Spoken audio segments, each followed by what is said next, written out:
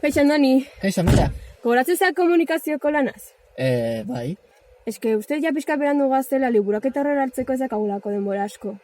Ba, beitu, euskararen bilakaerari buruz denez, nik ideia bat daukat. Ze ideia? Ba, beitu, justu, kotxe hau magikoa da. Magikoa da? Bai, denboran zehar, bidaiatu dezakegu. Ze ondo, eta nola dijoa? Ba, beitu, horretarako, urrats batzuk jarraitu behar ditugu. Vale. Lehenengo urratsa da, betarrekoak ipintzea. Vale, bigarren urratsa, zintoa ipintzea. Vale, zinturoia. Bai. Gero? Eta azkenik, Bozina? bozina jo behar dugu. Vale. Eta bozina jo ondoren, beste garraira joango gara. Vale. Prest zaude? Horretarako saltu inbar da? Bai. Vale. Prest zaude? Bai. 1, 2, eta 3. Maria Isabel, lehitu. Ongita. Badakigu parabilkurako denak ez duela behar bekaturik, eta ez bekaturen... Aizu, Amaia, non gaude? Ezakit, baina guazen hiru hau galdetzea. Guazen. Barkatu, aldi guztu esan nun gauden. Home, Maria, Hori Andoni liburu bat utzi dute. Bai? Badakizu zen mendetakoa den? Ez dakit, baina dirudi 17. mendekoa. Bai, hemen axular jartzen du. Guazen behiratzen olakoa zen euskera. Enkun zuenean publiko nafikak egotzi... Nik ez zer ulertzen, Nik uste dut euskara zaharra dela. Bai, guazen euskararen bilakaera beste mendetan ikustera. Bai, guazen. No deitzen naiz, tortugan ari naiz, Euskadi maite dut eta Sabino deitzen naiz. Sabino deitzen naiz. Pertsina bat. Home, kaixo? Zertzera? Ni Sabino Arana naiz, Euskal Alderdi Jeltzalearen sortzaile. Hala, hori eman dugu historian, ez? Bai, baina gainetik. Bai, egia da. Eta zein dezu euskara buruz?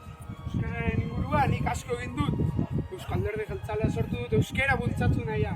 Eta horrez gain, batzokia sortu dut. Nire alderdiak, harrera ona eduki du Euskal Herrian.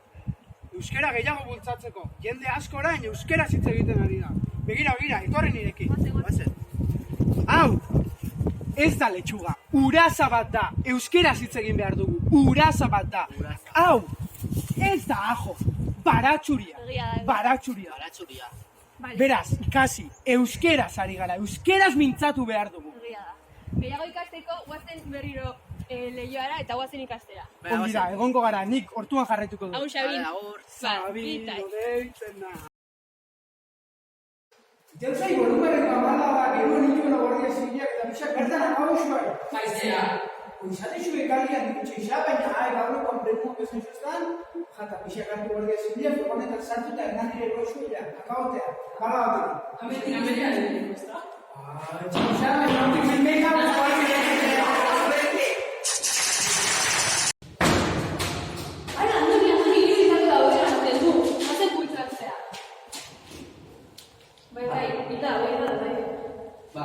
Itxurratik eskaldunak ematen dute. Bai, txapela batik eta horrela. Ikuste dut, garai hau frankismoa izan daitezkeela, Bai, hori dirudi. Bai, gai honetan euskara hitz egitea erabat debekatuta zegoen. Eta horrelako gara askinak egin zituzten. Inoretero jorenago, guazen gure mendera, Bai, ez? guazen.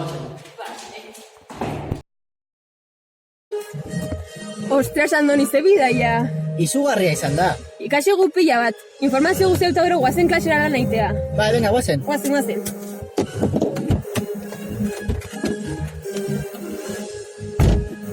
Garaitik garaira gure euskararekiko ezagutza aberasten joan da. 17. mendean euskara zahar arraro hori entzun genuen, garaiko janskerak eta herritarrak ikusiz. Ondoren, Sabino Arana ezagutu genuen. Tipo jatorra baina hizkuntzaren aldetik ikuspuntu itxigia zuen. Frankismo garaira ere egin genuen salto, eta bertan zoritzarrez euskarak jasaten zuen jasarpena ezagutu genuen. Zorionez, gaur egun, euskara onartua dago eta elkarrekin komunikatzeko erabiltzen dugu askok, naiz eta batzuek honen erabilera mugatu nahi duten. Guk argi dugu ez diegula utzi nahi. Honekin, Jose Anartzek esandakoa datorkigu gogora.